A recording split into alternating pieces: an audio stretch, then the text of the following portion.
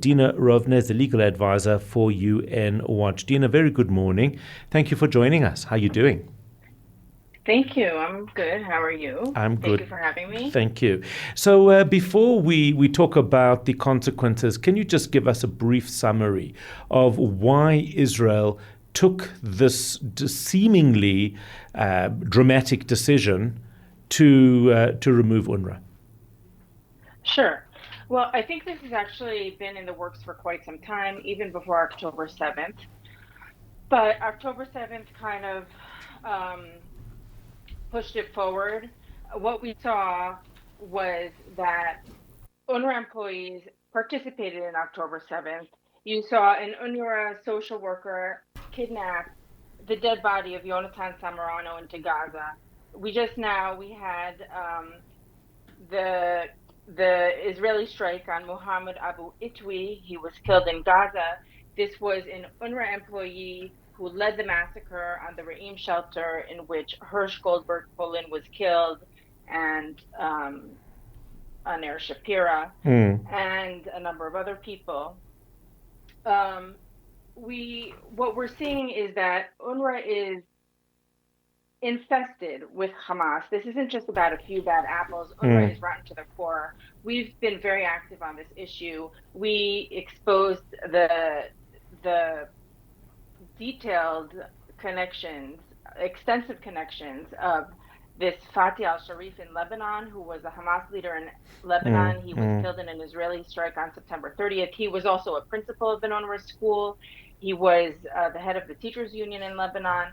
When UNRWA tried to suspend him, you didn't see anyone condemning him for his connections to Hamas, but instead they rallied around him.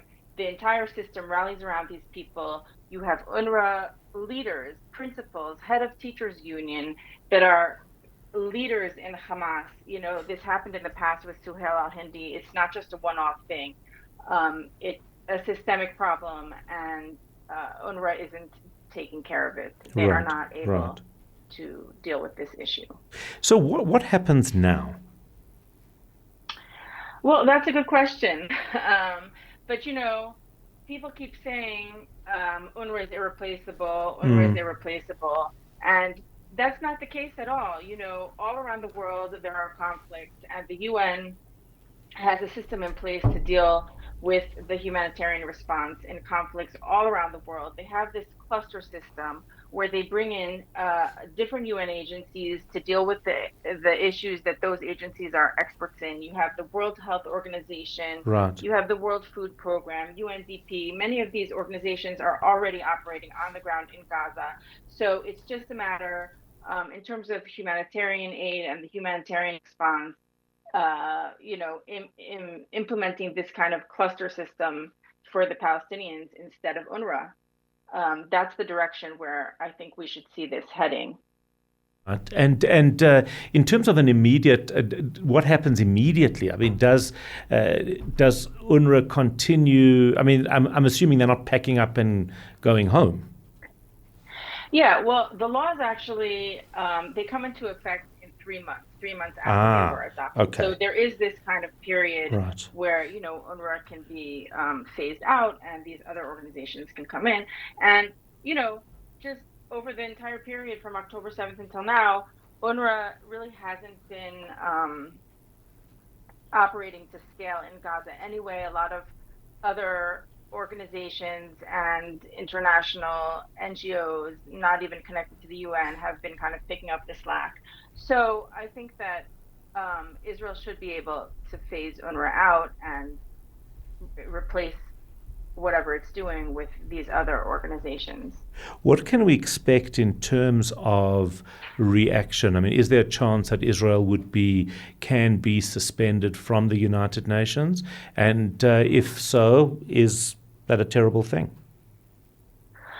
Well, there has been talk about that, and nobody knows what will happen. I think the backlash here has been very, very fierce. Mm, Unfortunately, it's unfortunate because you heard people like Secretary General Antonio Guterres and Commissioner General of UNRWA Philippe Lazzarini and other world leaders saying this is against the UN Charter and there will be consequences for Israel and all of that. You know, I have to say, that's not true at all. What's against the UN Charter is the existence of UNRWA, because the UN Charter is all about ending the scourge of war, promoting international peace and security. And UNRWA exists not for that, but to perpetuate conflict and, to give the Palestinians this false hope of a right of return into sovereign Israel, which we know what that means. That means the end of Israel as a Jewish state. Of That means course. October 7th. This is Right. what UNRWA teaches its Yes, students. This is yes. what they believe they're entitled to.